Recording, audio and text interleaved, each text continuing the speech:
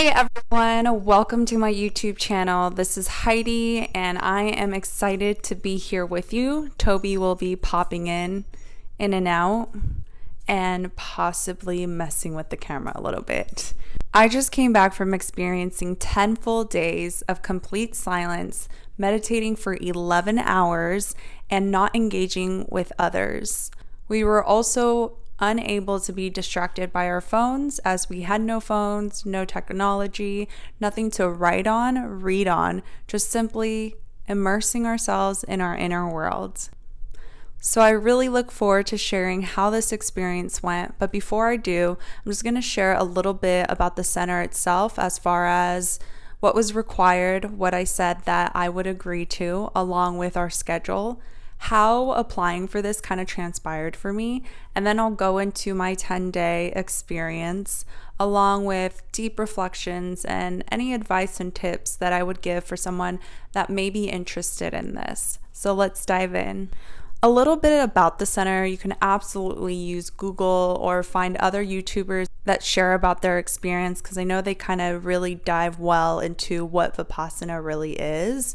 But I would just simply love to share just the basics and the foundation of it. So Vipassana is a type of meditation, and its original teachings come from the person that obtained the state of Buddha. And so these teachings have been around for a while. They lost its purity somewhere down the road, and then it was brought back in its full purity. So one of the things that this center does not do is it does not charge for you to go for 10 days to be accommodated, taken care of, food and all that. None of this is at your expense.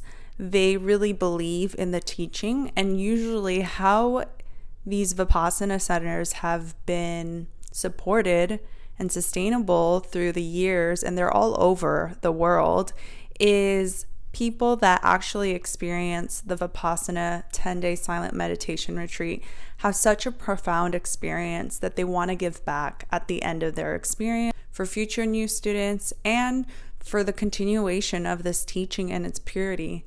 Also, the old students will volunteer their time by offering their services to the next 10-day students to either serve by cooking in the kitchen, the landscaping, down to the teachers that support guiding the entire experience for other students. They're all volunteer. No one is paid for their time. Instead, the exchange is from the direct experience one experiences when they go through something like this. And the profound effects it has is truly transformational, or can be transformational. So I'd love to dive into the schedule that I was on and some of the things that I really agreed to before entering the 10-day experience. The things that I agreed to when I decided to take this journey was that I would not steal, I would not kill of any kind, not even insects or any of the ants, and you are to abstain from any sexual activities, along with not harming others through your words, through your actions, and gratefully, because you are in your own experience and no one's engaging with each other, there's no possibility of that happening. And I know there's something else I might be missing, but those were the main ones that you definitely agree going in that you will not do. And upon arriving, I agreed to leave my phone, my laptop, any technology at home, along with not bringing any writing utilities or reading material. So you're really there with your clothes, your toiletry, and yourself. And that's pretty much it. So I remember the first day I arrived and not having your phone or not having anything to really distract yourself from. I was just curious on how it was going to go. I remember thinking like, I'm not sure what to do with myself. So it was really interesting. So now I'll just share a little bit about the schedule. So the day starts at 4 a.m. and it ends at, lights out is by 10 p.m. So at 4 a.m. you wake up, and 4:30 to 6:30 is your first sit. So your first morning meditation, which you could do in the meditation hall or in your bedroom, and that goes for 2 hours. And then you go for your breakfast break from 6:30 to 8 a.m. And during that time, you take care of whatever you need to take care of. You can eat, there was a walking path at the center that I was at. And the center that I was at the Joshua Tree Center in California. And it's really not that far from me, right outside the city. So that's why I decided to choose Joshua Tree. And so at that center, they had like a really nice walking path that you can do. You can wash your clothes, clean up, tidy, whatever you need to do, or just rest was done during your breaks. So breakfast was from 6:30 to 8 a.m. And then from 8 to 9, you can meditate in the hall or you can meditate in your bedroom. And then I don't know the exact times, but I think it was from 9 to 10, you meditate in the hall. Everyone meditates in the hall. And then from 10 to 11, you can meditate in the hall or in your bedroom. So you have like little minor breaks between those hours, about 5 minutes, but that's basically a 3-hour sit until lunch. And then from 11 to 1 was your lunch. So same thing, you could do whatever you please during your break hours. The way I usually structured my day was I would have my breakfast or my lunch, and then I would do a 30-minute walk. So this walking course isn't that big where it would take 30 minutes. It literally only took 10 minutes to walk the whole thing. And I'd add certain loops to go around, and I would just walk that 3 times because my employers suggested to do a lot of walking when you can. And I realize it's because we're sitting for so long. And so it's really important to support your digestive system as much as you can. So I did a lot of power walking, what some would consider, but for me, it was just regular walking. And I'd walk that regardless of how hot it was, how cold it was, or if I didn't want to, I just made sure that I always walked that path for a minimum of 30 minutes. One time I did it for an hour. And then from 1 to 2:20, you have meditation sit, and that can be in the hall or in your bedroom. And then from 2:30 to 3:30 was another meditation sit, and that was in the meditation hall. And then from 3:30 to 5 was another meditation sit, but that could be in the hall or in your bedroom. So that sit is about 4 hours with the little minor breaks here and there, which was only like a 5-minute break. And after 5 to 6 was tea time. So they would serve fruit, but I opted out for any fruit after the second day and just always made sure I had a warm peppermint tea, once again, to support the digestive system. And then from 6 to 7 is another meditation sit, but everyone's in the meditation hall together. And then from 7 to about 8:15, you'd have discourse. And discourse is basically where you would learn about the practice that you're doing from the teacher that really brought this teaching to the Western community, which his name is Goenka. And I might be butchering that, but that's okay. And these discourses were actually really fun.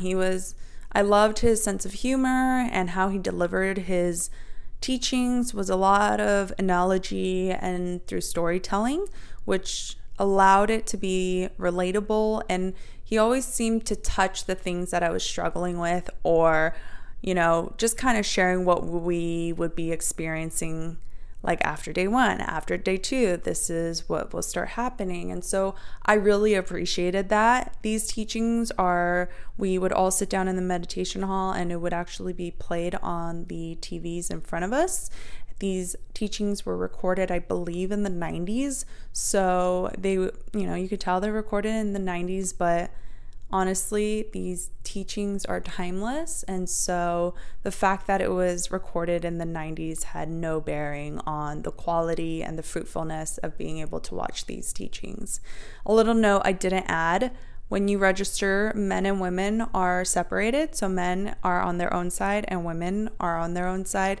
It was only during the meditations when they were in the hall that we would kind of come together. But even still, in that setting, the men were on their side and women, we were on our side. So that was really nice. I actually really liked that because you can really just focus in on what you're there for, which is yourself. Another note for the Joshua Tree Center, the quarters are basically for the women's quarters. You could either get a room with your own bathroom and you're really isolated. But I happened to be in the one quarters where it was kind of like a dormitory setup. Like I had my own room but we shared our bathroom and our shower. And at first when I had arrived, I thought, oh, that's a bummer. Like it would have been really nice to have my own room with bathroom. But as time moved on, I was beyond grateful that I did not have to be that isolated. Like you're already isolated enough. And it was really just nice to not feel so alone in the journey, even though we're not engaging with one another, but yet you're still passing each other by and getting ready. And so even though we're not making eye contact intentionally, you could clearly see there's people in the restroom. And so I actually think that benefited me. And so I'd kind of like to dive into how this actually transpired, that I ended up going to trying this out. So about 3-4 years ago, a good friend of mine named Andrew, he had done one of his own 10-day Vipassana retreats, but he felt motivated to let me know about this experience he had, and I thought that was cool. I didn't really think much of it, didn't think like, oh, I want to go try that. I thought it was awesome that he had done it and to hear about his experience. And then a year later, the employers that I worked with, I had just gotten a job with them and we were, I guess, kind of like getting to know one another. They've been in the space of really doing their inner work for some time, and they shared about Vipassana and their experience. And with their share, I just remember them sharing about it. I don't remember the details, but I just remember them saying like if I ever experienced one or wanted to take time off for one, they would fully support that. They were like, we think you would probably really like this. But even then, I just like heard it. It was in one ear, out the other. I didn't really feel like, oh, what is this? Oh, I want to know. Like, you know, when you get kind of curious and you pick something up, it just had one ear, out the other. And then about a year later after they shared, it came back up in my field of consciousness and awareness, and I was just like kind of curious. I believe there's a singer, Jonah Kest, or Joe, I'm butchering these names, but something Kest, and I really resonate with the music that he creates, and I believe he had done a Vipassana and somehow it was shared, and then it was after that I was like, I'm just curious about this Vipassana. So I thought, you know what, let's just see how much this thing is, where it's at, so I could see if I would even have the budget for it. And come to find out, like, there's no charge for these experiences and they're all over the world, so it was really accessible. So I thought, oh, then there's really no reason I couldn't go if I wanted to go. So I kind of like parked that there now that I knew a little bit more, where it was knowing a little bit more and knowing how much it would cost. And then I didn't pick that back up. And then it wasn't until this year in February, I just got curious again. I would wonder when I would want to go if I wanted to go. And so I kind of like looked at what was available at the Joshua Tree Center and saw that everything had been closed and the only one that was open was the June date. It was going to be from June 11th through the 22nd. And I decided to apply, and I saw that there was still an opening to put myself on a wait list. So I thought, okay, I'll just put myself on a wait list and see if it works out. I really didn't think anything of it after I signed up, but about, I would say, a week or two later, I get an email, and there was this continuous correspondence going back and forth from February to March. And like I said, I wasn't really fully invested, so the reason the correspondence went on so long was because every time they'd send me something, I'd take about 2-3 weeks to reply. And it was in May that they had asked for a phone interview, and everyone's application process is actually really different. I just happened to share that I had struggled with depression in my life. And so they really vet all their applicants out. And so they wanted to vet me out to make sure that I would be a right fit if they had decided to take me off the wait list. And as I'm doing this phone interview, that's when I felt like, oh, this feels a little more serious. Like there's a possibility I can go. So I do the phone interview. It felt like it was literally just to make sure my health, my mental wellness was well. And I remember on the call, the lady shared how these applications, they only stay open for about 5 minutes because that's how fast they close. And so I thought, that's interesting. And I didn't think anything of it. I just thought, there's probably a big chance I won't be able to go if that's how filled they get and I'm on a wait list. So I didn't think anything of it, but it wasn't till a week before it was time for that one to start. I remember the date, June 2nd. I just got this strong nudge and intuition telling me, like, you need to ask your boss for the 10 days off and you need to let them know that you could be going to this. And I'm still on the wait list. I haven't heard if I've got selected, and I just remember the intuition being strong and telling me I have to do it now. So I decided to let my bosses know, and I told them, look, I don't have to go if this is an inconvenient time. I'm not attached to it. And also, there might be a chance I don't go. And my bosses are so supportive. They're just like really loving people. And my one boss, Lucas, was like, oh, I'm so excited for you. Take all the time you need off. And I'm looking forward to hearing about your experience when you get back. And I remember thinking, like, oh, well, I don't know if I'm going. And it's almost like he booked and confirmed it for me. Well, that same day, that night, I happened to check my emails because I had an overdraft and I saw that message. And usually when I see my email, I kind of like skim through all the emails and click the ones that are most important. But this time was a little different. I just like went through each email until like I got to the last one, and the last one was from the Vipassana Center, and I still wasn't thinking too much of it. And then I realized it was an acceptance letter that they were taking me off the wait list should I want to go. And I thought that was so wild because just that earlier in the day I had asked for the time off. And so I checked to see when I got that email, and it showed that that email came exactly an hour after I had requested the time off. So I don't know, something about that made it feel really divinely guided, as if God was sharing, like, you need to make room for this so that I can open the doors for you. And so I had to take the action of asking for the time off. And of course, I was met with so much support. And the next day I texted my bosses and said, looks like I'm going. So I'm definitely going to need that time off. And then my journey began, and I had a week before leaving. And that's when I reached out to my friend who had done this, who was the first person to share about his experience. And I wanted to connect with him because I think I got a little nervous. And I just wanted to know what I should expect, even though it's nothing like you can imagine.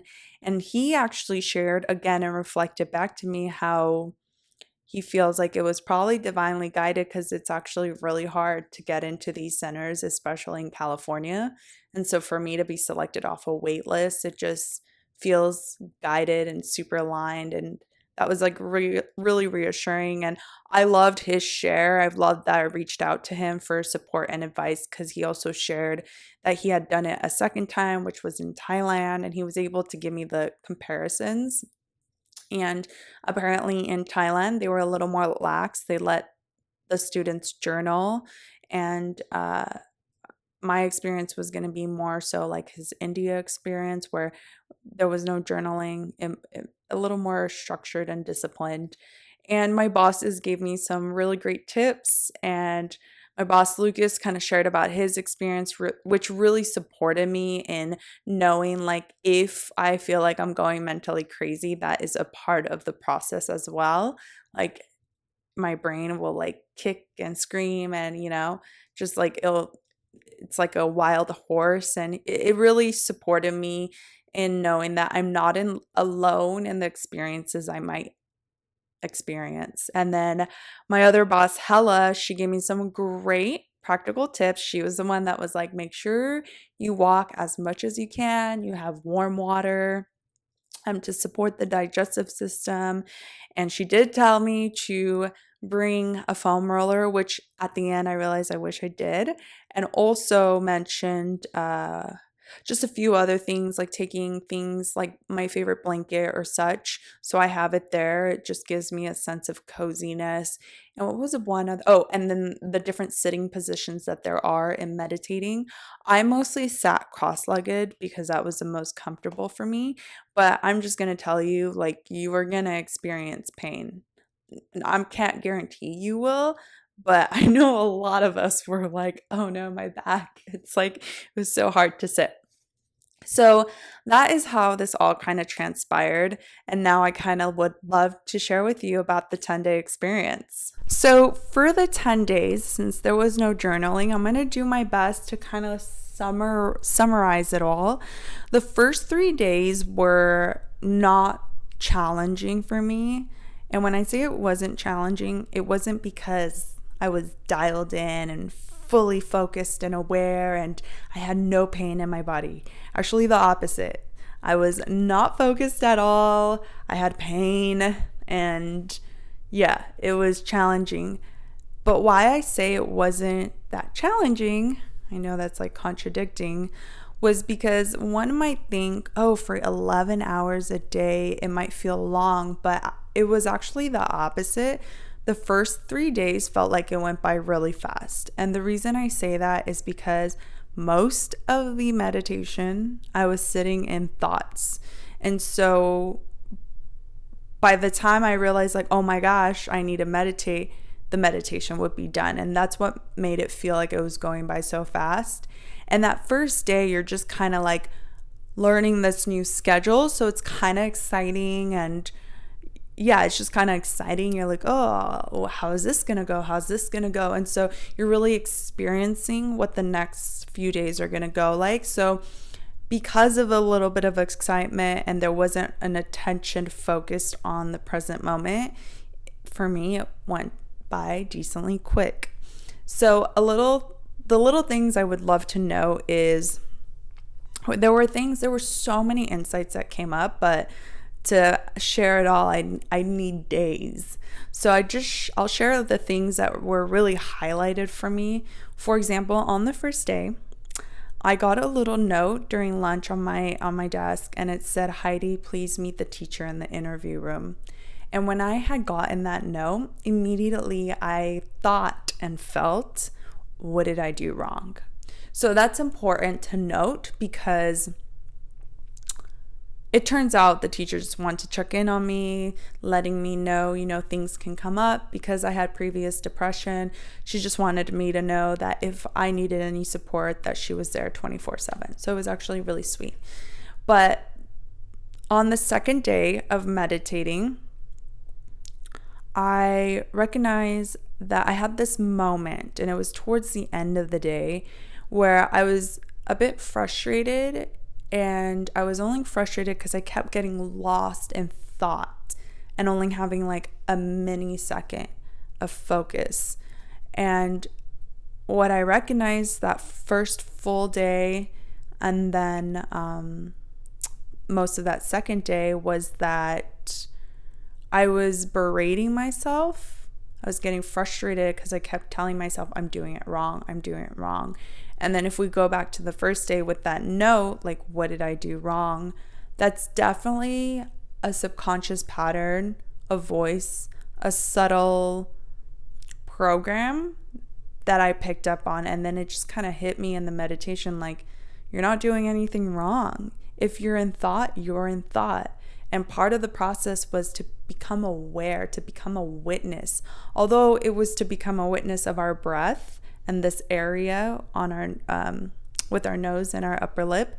Yet, if I'm in thought, if I'm to create frustration, I'm creating aversion, and that's something that the teaching goes deep in. And I was just creating these aversions, and that was keeping me further from the experience of what this experience was meant to be about for me. So once I had that realization, like I'm berating myself, I keep thinking like I'm doing something wrong, I recognize, and then recognizing I'm doing nothing wrong. I'm in thought, just like to have, it's about having awareness. It's not about right or wrong. That's when my meditations then changed. So it was like after I had that experience, I could relax a little more. And then I recognized my mind started focusing in more. So I had less distance and space between awareness and less mindless thinking or daydreaming. And then it was the fourth day that we were taught a new teaching, which was Vipassana. So the first 3 days, I would consider the first 3.5 days, you're going through breath awareness practices. And then it's not till like the fourth day towards the end that we learned Vipassana. And that's where the real work started. For Vipassana, every day you learned a new technique, but the idea was to go from the top of your head to the toes of your feet and really scan every part of your body and to witness the sensations. And you'd have gross sensations or subtle sensations. And I definitely had gross sensations, and gross sensations are basically the sensations that are really, really dominant. So, I had this like back pain, this muscle pain, I would say, and it was very dominant.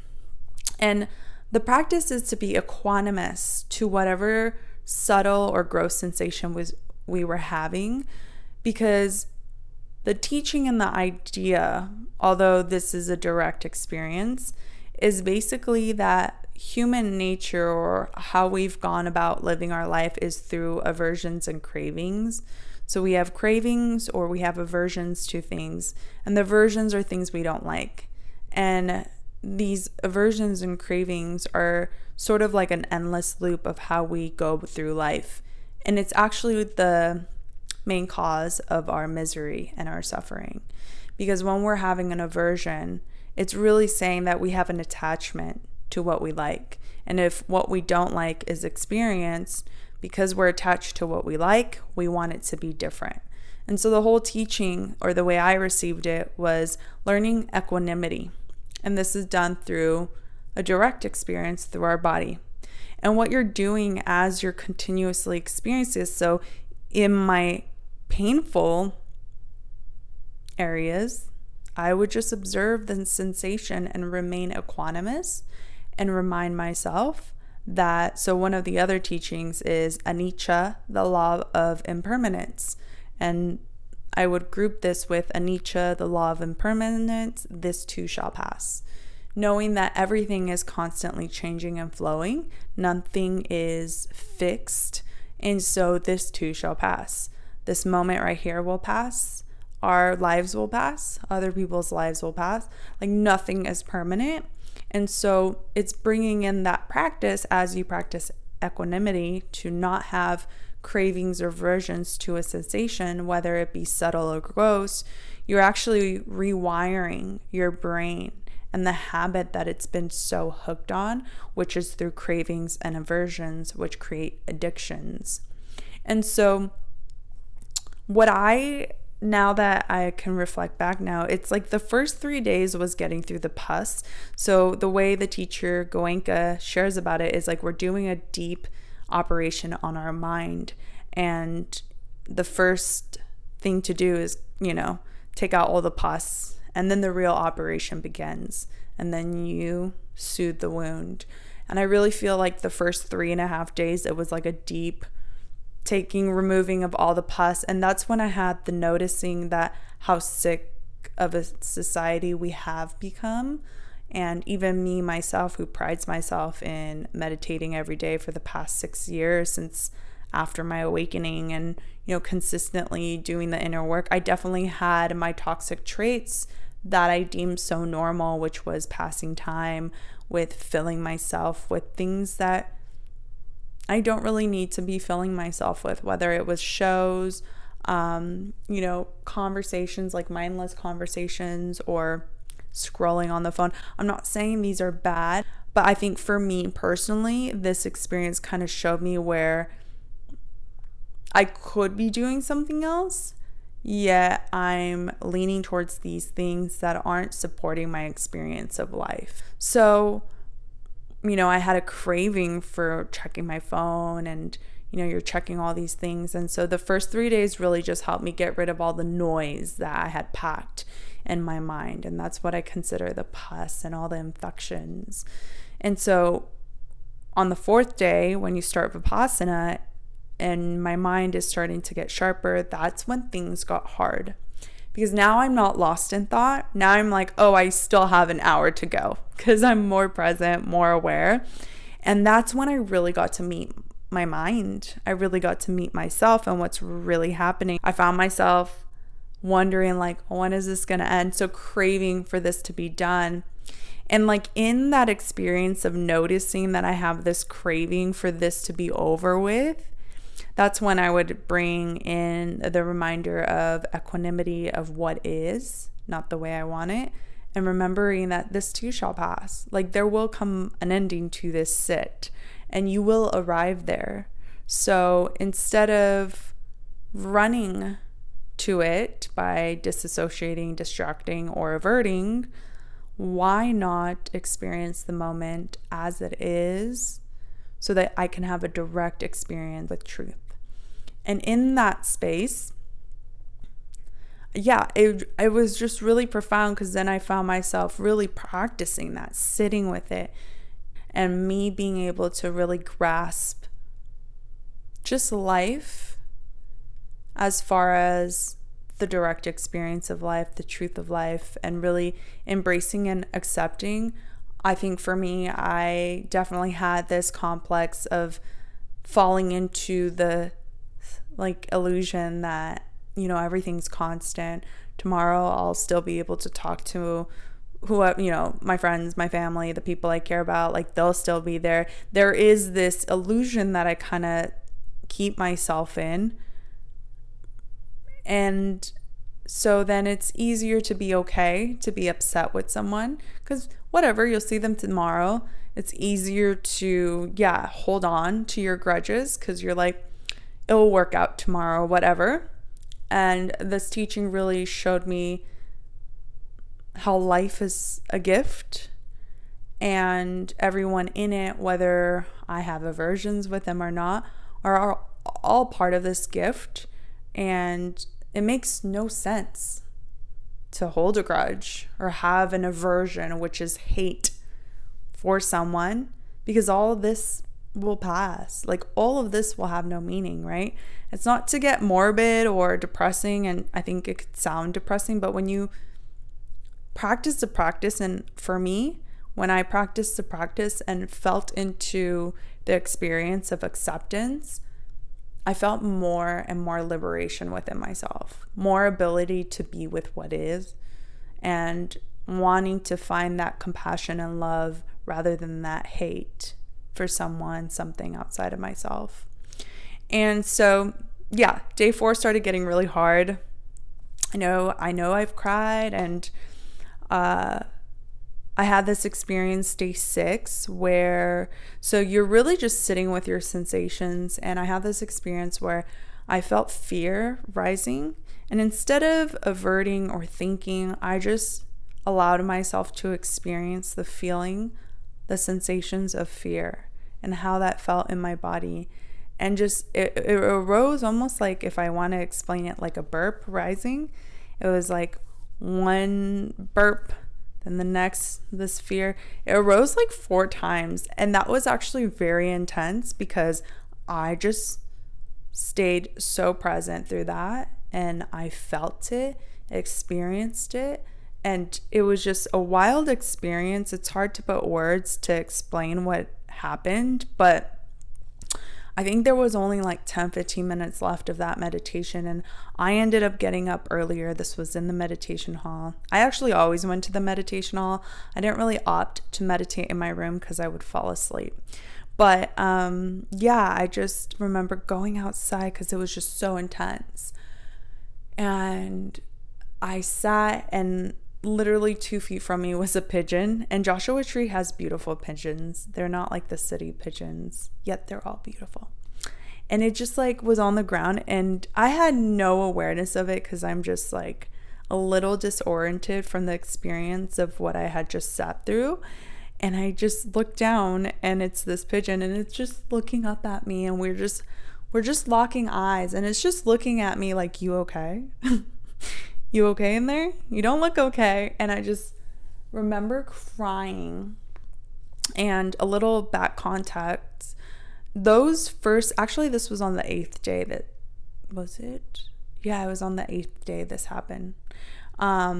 Those 8 days I had dreams that were chaotic. And particularly on the 7th night, I had this dream of consistently finding these escapes from these people that wanted to kill me. So I remember waking up from that dream and thinking, that is a wild dream. Like, I've had only wild dreams, but this is like, okay, what's happening here? Like, who am I running from? And I thought nothing of it. And then I had this meditation where I felt the experience of fear rise. And when I locked eyes with that pigeon, I don't know, I just bursted in tears. And I realized it all connected and clicked. It wasn't from someone I was running from. My inability to sit with what scares me and to allow myself to face it through just feeling it has me constantly running away and avoiding reality. And what I recognize is that I'm missing out on the present moment because I'm always escaping through these thoughts or, ideas or daydreaming. And I remember sitting there feeling so liberated and feeling like I feel so present, like I'm really experiencing life as it is, the direct experience. And there was just something really beautiful in that. I'll just leave it there. And after that day, I had no more like crazy dreams or whatever. It almost felt like I finally got what was happening in my dream and how it was showing up in my daily life. So that was kind of cool. And, through the days, I had many thoughts, my family, things that I'm currently dealing with in life, period. The teachings are great. It really just, for me, what really landed for me was this attachment that we can form. I'll tell you a silly story. This happened around day 2. And then on day 2, I remember like having a meltdown that I possibly lost my water bottle. And immediately I thought, who took my water bottle? I'm so upset. Like, the mind just goes crazy. And I realized I have like a big attachment to this water bottle. Like, how silly of me. And then this other experience where, we take our shoes off wherever. And I didn't care where I would put my shoes. We took our shoes off like when we went in our dorms or the meditation hall. And I really didn't care where I placed my shoes when I was in the dorms, But in the meditation hall, like on day 3, I remember like consistently finding this spot that happened to always be opened. And I just like found myself drawn to wanting to take my shoes off there. And like, I just found these little subtle attachments I started forming. Like, I like this spot. This is my spot. So the ego complex of me, mine, or, I. And one day after like a break, and I had just like kind of build this subtle attachment without knowing, I didn't realize that was happening. I go to the meditation hall and someone's shoes were in the spot that I was always putting my shoes, and immediately a flare up. Like, my ego was upset, and it was so awesome because I was having this witnessing experience of like, oh my God, this is my ego. But like also noticing like I had no control over it. It was just like, whose shoes are these? I'm going to go in that hall and I'm going to try to figure out whose shoes these were. And like, just like the attachment and craving I had to want to park my shoes there because I had developed this sense of identity around where I parked my shoes. That was another great moment to recognize how subtle attachments can be. And then from that experience with everything we're learning, for me, what I really took from this experience was our attachments are our limitations to growth. Because one of the teachings in this Vipassana teaching is that nature, Dhamma, always has a way of working itself out. And there is the law of nature, where if, like the law of karma, if I'm continuously creating these aversions within, I'll only get more of that. And as you start working with these aversions, and for me to like just see subtly my attachments, I don't know how this all clicked together, but I recognize if I can live not being so attached that I can't adjust and pivot, then I'm doing myself my own disservice, because nature always has a way of working itself out. And we are part of that. And we grow with that. And nature is always really giving. You know, you plant one seed, you grow a tree of fruits, and all of a sudden you have all these fruits, right? It's abundant. Nature is abundant in its gifts. Yet my inability to trust the process of nature through my own limitations of attachments, aversions, and cravings is what limits my personal experience to what one can say they are meant to experience in life. And what one can say they are meant to experience in life is the direct experience, in my opinion, of truth. I believe that that is my only soul mission to do, is to consistently be in direct relationship to truth.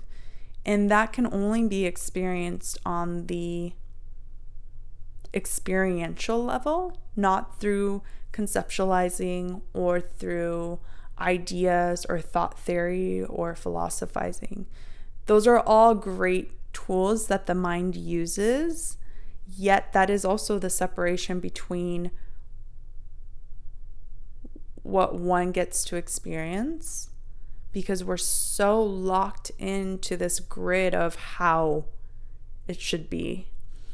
And one way I really experienced this was my awakening that I experienced 6 years ago. I had a direct experience of God and what I label as God.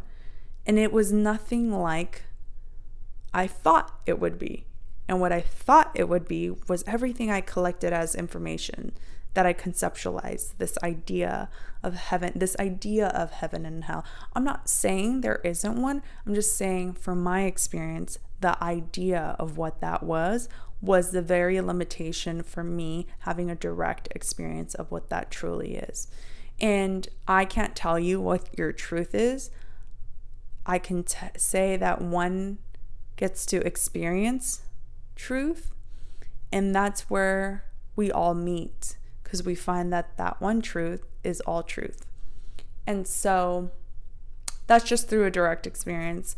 And so this practice and this journey kind of had me reawakening to that truth. And there was like so many insights I got from it. But to wrap this up, day 9 got really challenging for me. I almost felt like I was losing my mind, because there was a few thoughts that I just could not unhook from.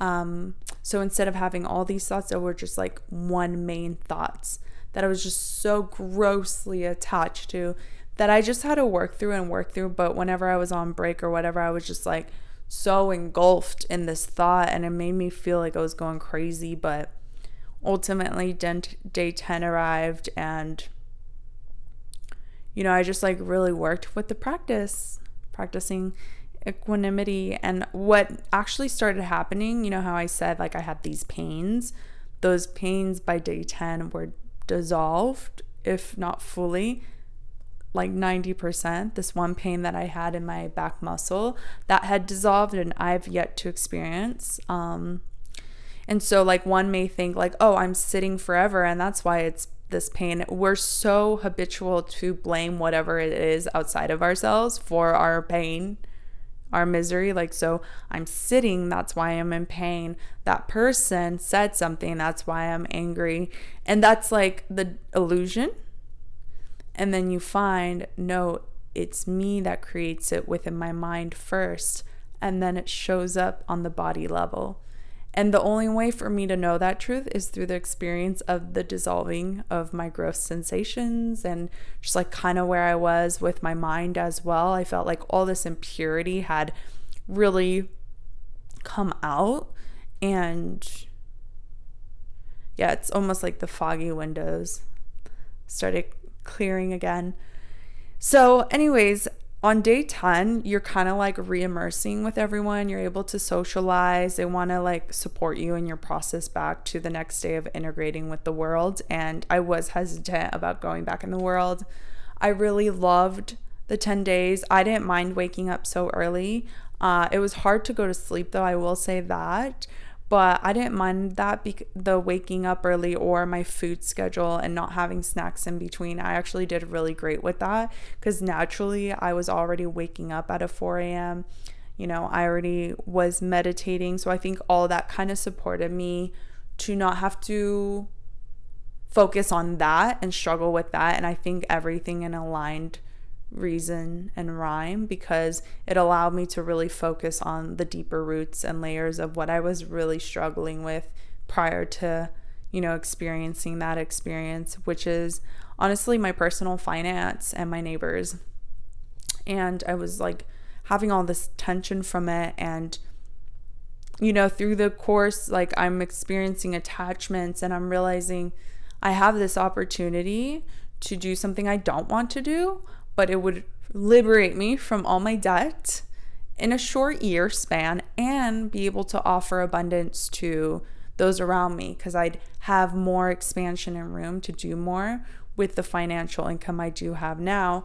But instead, because I'm so attached to my space and my privacy and the room I have, being in LA, it's pretty pricey and I have this beautiful space. The attachment to that and the inability of letting go of this is what's kind of kept me stuck. And I know this, and I'm going to be making big moves, just unattaching. Like, yeah, I'd love to be here and stay here, but the only way for that to happen is if my income thrives so that I can pay off my debt. I think it's really important for me to pay off my debt because it was a large chunk of it. I got it paid off, but then somewhere I just kind of, it paused, and I really feel like I can say, oh, it's the economy's fault, but I find that the reflection of what I'm experiencing outside is what's happening on an inner level, the inside. And with these attachments and seeing where I have these deep attachments and who's really causing the financial block, it's me through my attachments. And so those were like the things I was really struggling with that I feel like I got so much clarity coming out with. And on the last day, people were sharing how they've done this 7 times, 10 times. And this was my first sit. And I was thinking, why would you come so many times? Like, you get what you need and you leave. Like, I'm not coming back, right? And it wasn't until the next day, so the 11th day, where everyone's leaving. And mind you, I did a 30-minute walk each break, so I was very attached to that walkway. Even though there were days where it was hard, it was hot, I still showed up for it. So I decided to do one more walk on the course. I remember just like tearing up because so much insight had come, and everyone was already off the campus, and I was maybe one out of the four that was last to leave. And I just like really embraced the moment because I had time. I think everyone was driving back to where they came, and I decided to stay an extra night out in Joshua Tree. And it wasn't until I left the site that I had the profound experience of knowing like what I was doing those past 10 days and completely understand why people go back. I think for me, I do hope to find my way back to deepen this operation. I mean, there's so much more that I can work on. And I think every time you go back, you work on more and more of those deep layered, rooted stuff in the unconscious layer that we call the subconscious. And so And just to like wrap this whole 10-day experience, what I actually experienced when I left was this complete liberation from the things that would normally agitate me, that I'd have aversions to. They weren't there anymore. So there was like really so much more room and space to experience the presence of the moment as it is, not needing it to be any other way. And don't get me wrong, like I'm still a person. I still have a mind that chatters, that has thoughts, but there's no attachment, not no attachment. There's less attachment to the thoughts that create the aversions and the cravings, and more equanimity. And that felt great. Like the experience I had was like I can feel the purity in my breath, the words I spoke, and just like that immersion of this pure feeling I had within me, I think is priceless. That's my dog probably barking at someone, but it's priceless and it's worth it, even if that lasts for one day. But I will say I've been really enjoying the experience. I still like notice where usually I'm bothered, I'm not. Hi. Did we get him? Did we get someone? Oh, okay, we got the hairs. Oh.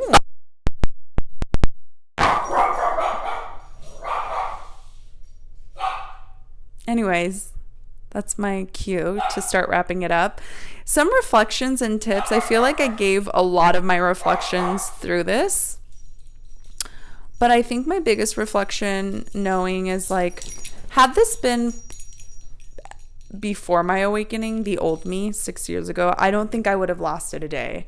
I really feel like the alignment of how this came into my life was ideal for me so that I could really sit through it. So I think one thing also was allowing myself to feel called to going.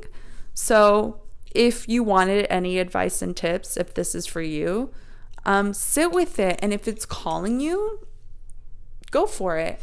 And if it's not calling you, then obviously there's your answer. Just be prepared. You are going to be challenged. And, you know, I had been meditating for 6 years consistently, doing the inner work consistently. So I think that consistency supported me to go through such an intense experience. And I know there's 30 days and 40 days of this. I don't think I would have been prepped and ready for that. But also remember, everyone's so different with what they can handle and what they can't. So those are just tips and advice, but go with what you feel. You know yourself best. And then, some practical stuff like my boss has shared, take a foam roller if you can, take some Tums or some peptide. I mean, although the facility had that for me, it's just, I had a day or two I was constipated and stuck. So that really supports. Take a foam roller. I definitely wish I packed a foam roller. Take your own blankets and pillows if you can. And I literally ask if they're going to have something, and don't assume they will or don't assume they won't. Like, just ask the center, do you have this? Do you have that? If you're really someone that wants to pack lightly. And like I said, like the dorms, at first I got there, I was like, oh, I wish I had my own place. But after this whole experience, I'm so grateful I did not get my own room with bathroom. I would have felt way too isolated, even though we were isolated through the experience. I think for me personally, I ended up really appreciating being in the same quarters. And a last note I would love to share is I did receive a deep clarity. And for me, my deep clarity is I'm human. I'm going to have my ups and downs, and it's okay. But one thing that my heart desires, like my mind has its own desires for sure, and my heart has its desires. And one of my heart's biggest desires that I'm not eager to step into, but it is a desire, is to serve God, Dhamma, nature, to serve purity and truth. My biggest desire in life is to serve truth. And after this experience, I've got this knowing why I'm doing the things I'm doing, why I'm journeying through the things I'm journeying. It's almost as if I put words to explain, it's as if nature, God is saying, if you want to serve me, you need to come in your purity, because in serving me, there can be no agenda. Once there's agenda, there's impurities. And once there's impurity, one can never serve truth in impurity. It's always delusion and diluted. And so my greatest mission is to continuously work on my practices and work to remain pure within my heart and within my mind. I'm not saying perfection. I'm just saying to my best ability, to be able to live a life that is not harming to others, whether it's through thoughts, through words, or through actions. My biggest, thing that I want to do and maintain is to come in truth, authenticity, and to not withhold information, even if I'm too scared to share, but also to embrace my humanness and know that if I get fearful or if I forget, that I'm always forgiven too. So those are the real things. I think the reason why I want to serve truth is because it was only in the truth that I've had my biggest transformation in my own personal life. And that can only be experienced on an experiential level. So I can share what's changed and transformed, but even in me sharing, we're conceptualizing all this. And it's not until we experience it for ourselves that we get to really know the truth. And it no longer lives in this idea, this thought, because I've experienced it's nothing like you imagined. And so I'm going to tie a little bow and knot in it there. If I missed some things I said I would cover, well, that's okay. And if this video was supportive in any way, well, then that's really great. And if it wasn't, well, I'm sure you didn't stay on this long for something that's not supportive to you. So I appreciate you, and whoever you are looking at this on the other side of the screen, like Goenka said, and I really love it, is may you find peace, may you find joy, and may you find happiness within yourself first into life. Because what happens within here is really the reflection that gets to happen out there. So, yeah, may you stay really blessed. And I hope to share more experiences. But this is all for now. Take care. Bye.